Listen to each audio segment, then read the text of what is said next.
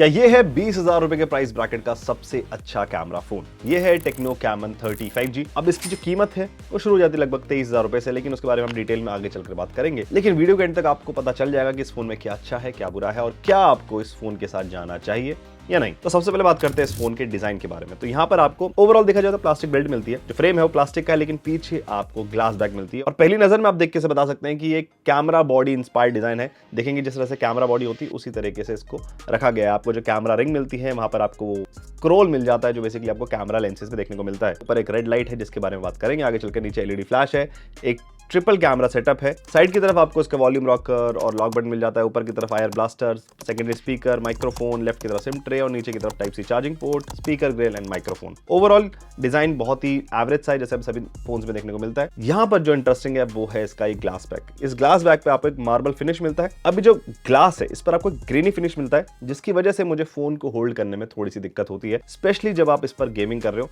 तो फोन थोड़ा slippery feel होता है। बट अच्छी चीज ये है कि आपको बॉक्स के अंदर एक केस मिल जाता है और टेम्पर्ड ग्लास भी मिलता है। अब ये केस बहुत ज्यादा इंपॉर्टेंट इसलिए हो जाता है क्योंकि अगर प्रोटेक्शन की बात करें तो बैक में आपको कोई भी प्रोटेक्शन नहीं मिलती है, तो आपको जो केस है उसकी जरूरत पड़ सकती है। फ्रंट में आपको मिलता है पांडा ग्लास, IP53 रेटिंग है। तो overall design and build quality के मामले में मैं इसे एक एवरेज फोन ही कहूंगा। तो बात करते हैं डिस्प्ले की, तो यहाँ पर फ्रंट में आपको मिलती है 6.78 इंच की एक एमोलेड डिस्प्ले। यहाँ पर 120 हर्ट्ज का रिफ्रेश रेट है, जो कि वेरी कर सकता है 60, 90, 120 हर्ट्ज के बीच में अगर आप ऑटो स्विच पे रखते हैं। 1300 निट्स की पीक ब्राइटनेस कंपनी क्लेम करती है। मेरे को सनलाइट विजिबिलिटी के हिसाब से जो ब्राइटनेस लेवल है वो ठीक लगे। अच्छे कलर्स ऑफर करती है, आपको काफी अच्छा एक्सपीरियंस मिलता है जब इस पर कंटेंट देखते हैं। साथ ही में एक 10 बिट पैनल है, तो ज्यादा अच्छे कलर्स डिस्प्ले ऑफर कर पाती है। इसमें एक और चीज ऐड करूंगा कि यहाँ पर आपको स्टीरियो सेटअप मिलता है, जिसमें ऊपर का जो स्पीकर है वो उतना लाउड नहीं हो पाता है, लेकिन जो बॉटम स्पीकर है वो काफी लाउड हो सकता है। आपको ओवरऑल ऑडियो के मामले में डिसेंट एक्सपीरियंस मिलता है और ऊपर से आपको डॉल्बी एटमॉस का सपोर्ट भी मिल जाता है, जिसकी वजह से कंटेंट वगैरह आप इस पर देखेंगे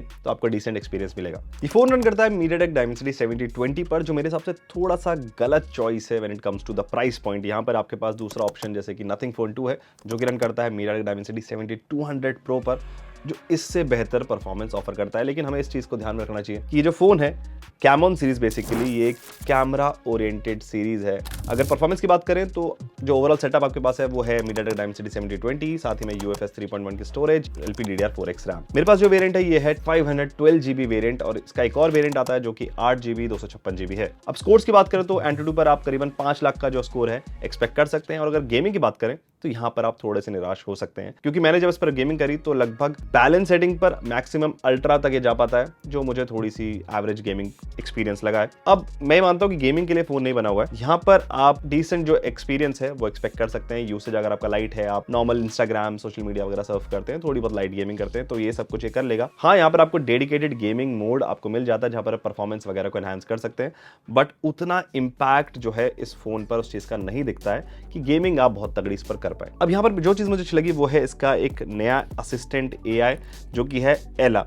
ये ChatGPT इंटीग्रेटेड किया हुआ एक असिस्टेंट है, और इसका जो एक्सपीरियंस है वो मुझे काफी अच्छा लगा। मैं थोड़ा सा डाउट में था पहले, लेकिन जब मैंने इसको यूज करना इस्तेमाल किया, ये बहुत ही कॉन्वर्जेशन बेस्ड आपको आंसर देता है। यहाँ पर अभी कोई जनरेटिव इमेज क्रिएट करने का तरीका नहीं है, लेकिन शायद से वो इन फ्यूचर आ जाए। अब कुछ लोगों को जानना होगा कि इसमें कितने OS अपडेट्स मिलते हैं, क्या इसका फ्यूचर प्लान है। तो यहाँ पर ये फोन रन करता है iOS पर, जो कि बेस्ड है Android 14 पर। कंपनी कहती है कि यहाँ पर आपको 2 साल के मेजर OS अपडेट्स मिलेंगे और 3 साल के सिक्योरिटी पैचेस। तो आप मान लीजिए Android 16 तक आप इस पर जाएंगे और 3 साल तक इस पर सिक्योरिटी पैचेस जो है वो एक्सपेक्ट कर सकते हैं। अब बात करते हैं उस चीज के बारे में जो इस फोन का हाईलाइट है और इस पूरी सीरीज का हाईलाइट है, बेसिकली वो है इसका कैमरा सेटअप। यहाँ पर आपको मिलता है 50 मेगापिक्सल का मेन सेंसर, 2 मेगापिक्सल का एक डेप्थ सेंसर और एक और सेंसर है जिसको ब्रांड कहती है कि वो AI camera, but I don't think वो कुछ काम करता है। और फ्रंट में मिलता है आपको 50 मेगापिक्सल का एक सेल्फी कैमरा, जो बेसिकली ऑटो फोकस के साथ आता है। सो बात करते हैं सीधे सैंपल्स की, जो मैंने टेक्नो कैमन 30 5G की जो ब्रीफिंग थी जो कॉर्बेट में हुई थी वहां पर लिए थे। तो सैंपल्स आपने स्क्रीन पर देख सकते हैं। इन सैंपल्स को देखकर मैं सीधे बोल सकता हूं कि ये फोटोज अच्छी ले लेता है। मतलब इस फोन से आप अच्छी इमेजेस एक्सपेक्ट कर सकते हैं। जैसे कि अगर हम डे लाइट फोटोज की बात करें तो यहाँ पर आप देखेंगे कि जो फोटोज है उनमें काफी अच्छी लाइट है, वो बहुत सैचुरेटेड नहीं लगती हैं। यहाँ पर कई बार डिफिकल्ट लाइटिंग सिचुएशन में ऑरेंज जो है थोड़ा सा ज्यादा सैचुरेटेड लगता है, but overall most of the cases में देखें तो वहां पर आपको अच्छा आउटपुट मिलता है। यहाँ पर अगर आप क्लोजअप से देखेंगे तो वहां पर आपको काफी अच्छी शार्पनेस फोटोज में देखने को मिलती है। वो ओवर शार्पनेस जो पोस्ट में जाके की जाती है, ऐसा यहाँ पर देखने को नहीं मिलता है। मुझे इस फोन से पोर्ट्रेट्स भी काफी ज्यादा पसंद आए।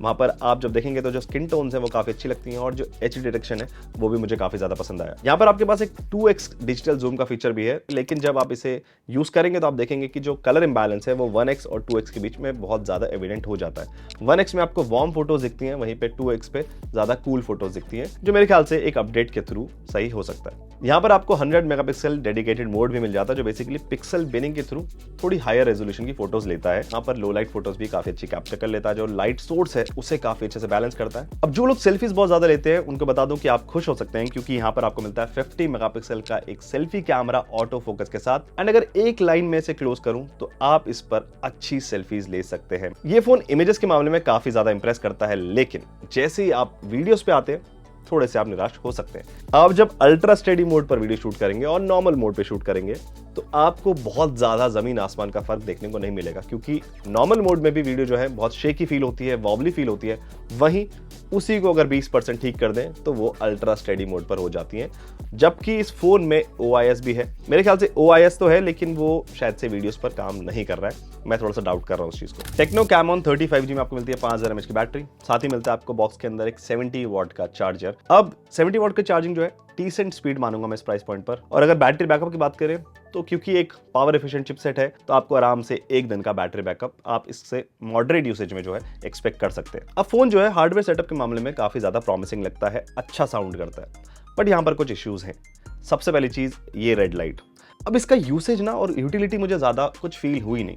पहली चीज तो ऑलरेडी ये लाइट की बैक साइड में आपको एक रेड जो भी है टेक्सचर है या व्हाटएवर द कलर वो पीछे पहले ऑलरेडी मिल जाता है, लेकिन जब ये लाइट ब्लिंक करती है उसके बावजूद कोई खास फर्क या बहुत ल्यूमिनेंस इस लाइट से निकल कर नहीं आती है। और ऊपर से यहाँ पर कुछ ज्यादा फीचर्स या कस्टमाइजेशन इस लाइट पर नहीं है। दूसरी चीज ये कि यहाँ पर आपके पास जितने भी ज्यादा फीचर्स जो हैं और जो टेक्नो ने क्लेम करे हैं या दिखाए हैं वो अभी OTA अपडेट्स के थ्रू आने हैं, जैसे कि AIGC कैम। एक और चीज है, जब आप इस पे कैमरा यूज करते हैं और जब आप 1x पर कोई फोटो लेते हैं और सडनली आप 2x पर स्विच करने की कोशिश करेंगे तो लगभग 3-4 सेकंड का लैग आपको देखने को मिलेगा। अब सबसे बड़ा कैच है और वो है ये जो चार्जिंग स्पीड्स का गेम अब चलना शुरू हो चुका है। पहले होता था कि एक ही चार्जर आपको मिलता था और स्टोरेज वेरिएंट्स होते थे, लेकिन अब स्टोरेज वेरिएंट्स के साथ चार्जर भी अलग अलग आने लगे हैं, क्योंकि इस फोन के साथ अगर आप बेस वेरिएंट के साथ जाएंगे तब आपको मिलता है 33 वॉट का चार्जर, लेकिन अगर आप टॉप वेरिएंट लेते हैं तो वहां पर आपको मिलता है 70 वॉट का चार्जर। अब ये चीज बहुत गलत है, क्योंकि आप मार्केटिंग में 70 वॉट ही शोकेस करेंगे। और प्रॉब्लम यह है कि अगर आप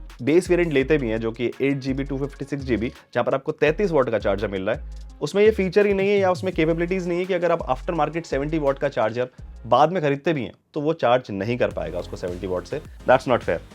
खैर, अब बात करते हैं सीधा वर्डिक्ट की कि क्या आपको इस फोन के साथ जाना चाहिए या नहीं जाना चाहिए। 20,000 रुपए का प्राइस पॉइंट अगर हम लेके चले, लेकिन इस फोन का जो प्राइस पॉइंट है वो थोड़ा सा अलग है। यहाँ पर आपको मिलता है इसका बेस वेरिएंट 8GB 256GB का 23,000 रुपए का, लेकिन यहाँ पर एक इफेक्टिव प्राइस है। सभी बैंक्स पर आपको ऑफर मिल जाता है, 3,000 का कैशबैक मिल जाता है, तो जो प्राइस पॉइंट है बेस वेरिएंट का वो 20,000 रुपए के पास आ जाता है। तो अगर आप एक ऐसा फोन लेना चाहते हैं जिसमें आप फोटोज बहुत अच्छी ले सकें, आप सेल्फीज बहुत अच्छी ले सकें, तो डेफिनेटली आप इस फोन को कंसिडर कर सकते हैं। हाँ, थोड़े बहुत अपडेट्स की डेफिनेटली अभी जरूरत है थोड़ा सा फोन को पॉलिश करने के लिए, लेकिन अभी भी एक डिसेंट ऑफरिंग है टेक्नो की तरफ से। आपको क्या लगता है कि कौन सा फोन इसको बराबर की टक्कर दे सकता है? अगर बात करें कैमरा की, मुझे कमेंट जरूर बताना। इस वीडियो को लाइक एंड शेयर करें, इस चैनल को सब्सक्राइब करें। मेरा नाम है गोविंद, आप मुझे देख रहे हैं जागरण हाईटेक पर। मैं मिलूंगा आपसे अगले वीडियो में।